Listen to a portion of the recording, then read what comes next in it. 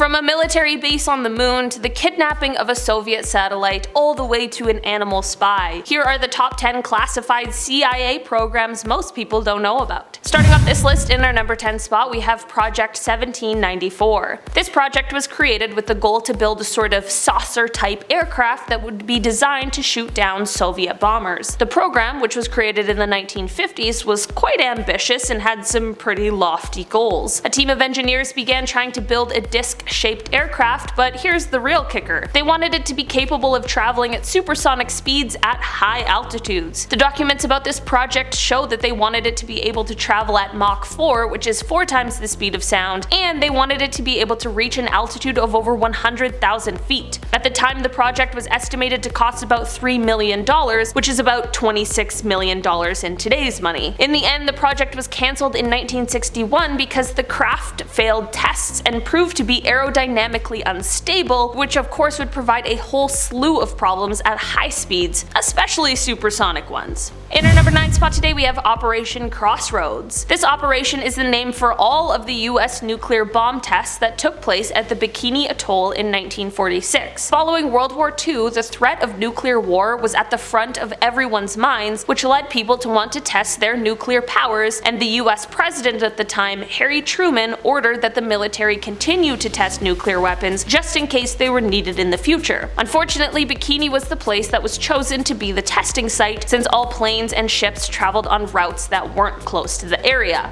This wasn't the most secret mission there's ever been, and the testing that took place on Bikini is now well known, but newly declassified documents shed a lot of light onto how the residents of Bikini were affected by these tests, and it also shows the objections that both scientists and military officials had before the tests were done, and the rationale that was used in the decision making when it came to go against all of those objections. In our number 8 spot today, we have Dr. Zhivago. During the Cold War, the CIA began distributing the book Dr. Zhivago throughout the Soviet Union. You might be sitting there thinking that doesn't really sound like an issue of national security, and I thought the exact same thing when I started learning about this secret little project. As it turns out, there was actually a reason behind it. The book was written by the Russian writer Boris Pasternak, and it was banned by the Soviets. It is said that the ban was because the book portrayed an open-minded view of the Bolshevik Revolution, and because the protagonist of the book was individualistic. The CIA saw this as an opportunity to use the book as a tool, as propaganda, so they used some of their allies for help and began delivering copies of the books into the hands of those in the Soviet Union. There isn't a lot of information about what exact effects this had on the Soviet Union, if any, but it does give insight into how the smallest things were done during this time in history, just for one common goal. We often hear about the large missions with technological advancements and tons of money thrown into them, so it makes sense why this small one might often get overlooked. In our number 7 spot today, we have Project Iceworm. This secret mission took place in the 1960s, and it was basically intended to build a series of mobile nuclear missile launch sites under the Greenland ice sheet, because this would then house medium-range missiles close enough that they would be able to strike targets within the Soviet Union. This project was called Project Iceworm, but there was another project called Camp Century. Basically, Camp Century was to test out Project Iceworm and see how likely it would be and how feasible it would be. So engineers went to work and created a network of underground tunnels and buildings that included places to stay, a kitchen, a hall for hanging out, there were supply rooms, and even a communication center and a nuclear power plant. This was all kept as a super secret for a long time, and was even kept from the Danish government for 7 years. In 1966, however, the project was cancelled because of the shifting ice. This created unstable conditions for the underground tunnels that are most likely crushed now, but still remain beneath the Arctic.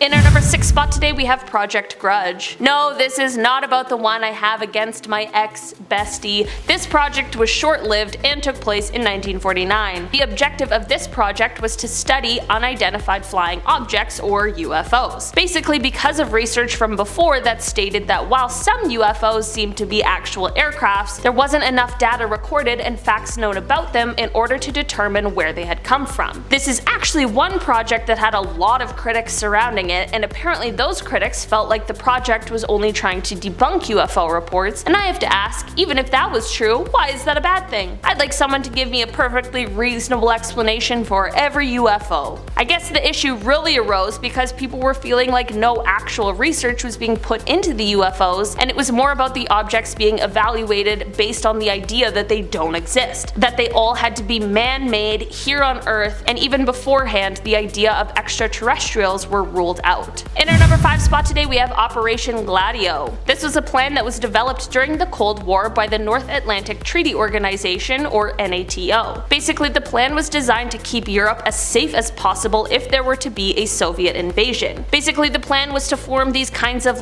secret armies in many NATO countries like Italy, Belgium, and France. These armies would be preparing for a potential takeover, and they would then lead the resistance if this were to occur. Some of the preparations for this plan, should it have to go forward, were things like spying, as well as hoarding ammunition, which is a frightening thought. This project was so secret that not only was the Soviet Union obviously kept out of the loop, but some of the highest ranking officials in the countries involved didn't even know about these little secret armies. In our number 4 spot today we have Operation Washtub. This operation came to light in 2014 when documents became declassified and more people could learn about this Cold War era operation. Basically, this was a covert mission that had its sights set on Alaska. The plan detailed the training of different people who lived in Alaska. We're talking just ordinary residents. They wanted to train these people to both code and decode and a few other different spying tactics, which would have been so cool. I mean, I would have wanted to be picked so badly. Not that I would have known it was even happening, but you get what I mean. Basically, the plan was put in place in case the Soviet Union was to invade Alaska. Then these unsuspecting ordinary citizens would use their newly learned espionage techniques to get all the intel they could and secretly relay the information to high-ranking US officials. As we now know, of course this invasion never occurred, so the contingency plan wasn't needed, but 89 lucky temporary agents were trained